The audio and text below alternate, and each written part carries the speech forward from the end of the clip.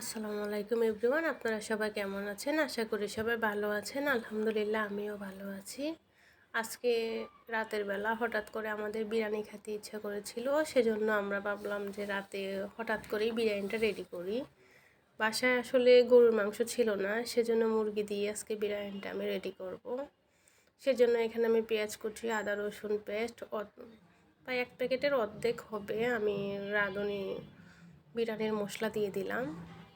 এখানে গরু ছিল না বলে আমি মুরগি দিয়ে আজকে বিরিয়ানিটা রান্না করব। সেজন্য এখানে আমি মুরগি, কয়েক টুকরো আলু দিয়ে মুরগিটা ভালো করে কষিয়ে নিব। এখানে মুরগি আমার যখন 50% হয়ে যাবে, এ পর্যায়ে আমি ধুয়ে রাখা চাল দিয়ে দিব।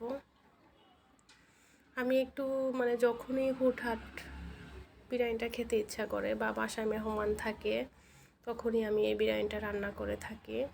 ওই দিন আমার বাসায় ছোটোখাটো 2জন গেস্ট ছিল, সেজন্য আমি এইভাবেই মুরগি দিয়ে চালিয়ে দিয়েছি। আপনারা চাইলে এভাবে, আসলে আমি প্রফেশনাল ভিডিও বানাই না, বিশেষ করে যখন ইচ্ছা করে যে একটু ভিডিও করব তখনই আমি এটা রেডি করি। আসলে আমি প্রফেশনাল ভিডিও করি না, মাঝে মাঝে যখন মন চায় তখনই এটা করি। আমি চাল দিয়ে চালটা ভাজার পরে এখানে বাকি অর্ধেক বিরিয়ানির মশলা আর কিছু কাঁচামরিচ দিয়ে চালের সাথে ভালো করে এটা মিশিয়ে নেব। আমি এটা মিশিয়ে এই পর্যায়ে এখানে পরিমাণ মতো পানি দিয়ে দিব। আমি এখানে এটাকে ভালো করে মিশিয়ে নিচ্ছি।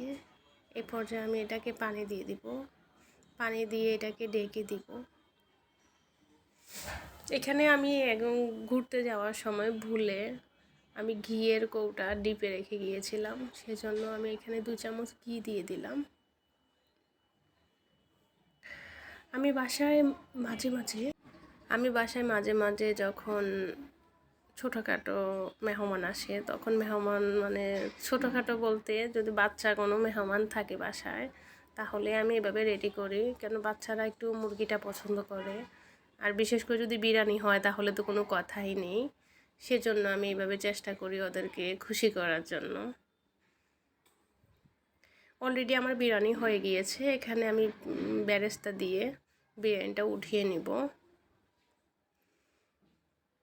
এইভাবে বিরিয়ানিটা করলে সাথে একটু সালাদ থাকলে মোটামুটি মেহমান চলে যায় বা নিজেরাও খাওয়া